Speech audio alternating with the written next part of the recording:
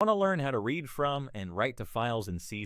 This video will guide you through the essentials of file I/O operations. First, let's see how to read text from a file. We'll use file readdle text for simplicity. This reads the entire content of example.txt into a string variable. Alternatively, use StreamReader for more control. Here, we read the file line by line using a StreamReader. To write text to a file, you can use file readdle text. This writes new content to example.txt, replacing any existing content. Alternatively, use StreamWriter to write line by line. This writes a line to the file using StreamWriter. For more control, you might want to read and write files line by line. Reading line by line, writing line by line. File operations can throw exceptions, so always handle them using try-catch. This ensures your program handles errors gracefully. File I/O in C# allows you to manage file operations effectively. Use these methods to read from and write to files, and remember to handle exceptions to keep your code robust.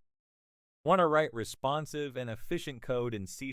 Learn about async and await for asynchronous programming. Asynchronous programming allows your application to perform tasks in the background, keeping the user interface responsive and efficient. To create an asynchronous method, use the async keyword and return a task or task of T. The await keyword is used to wait for the completion of the task, allowing other code to run in the meantime. Here's a simple example of using async and await to perform a time-consuming operation. This example simulates a data fetch operation which runs asynchronously without blocking the main thread. Handle exceptions in asynchronous methods using try-catch blocks. This ensures that errors are properly caught and handled even in asynchronous operations. Async and await make your code more responsive and efficient by handling tasks asynchronously. Incorporate these techniques into your projects to improve performance.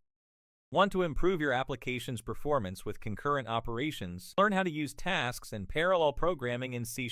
A task represents an asynchronous operation. It's used to perform work in the background and helps manage concurrency. Create and run tasks using task run. You can also run multiple tasks in parallel and wait for them all to complete using task winnow. Use parallel link (plink) for parallel data processing. It allows you to process collections in parallel. This example filters even numbers from an array using parallel processing. Ensure thread safety by avoiding shared mutable state. Use thread-safe collections and synchronization mechanisms when needed. Be cautious with parallelism. Not all operations benefit from parallel execution. Tasks and parallel programming in C# can significantly boost your application's performance. Apply these techniques to handle multiple operations efficiently.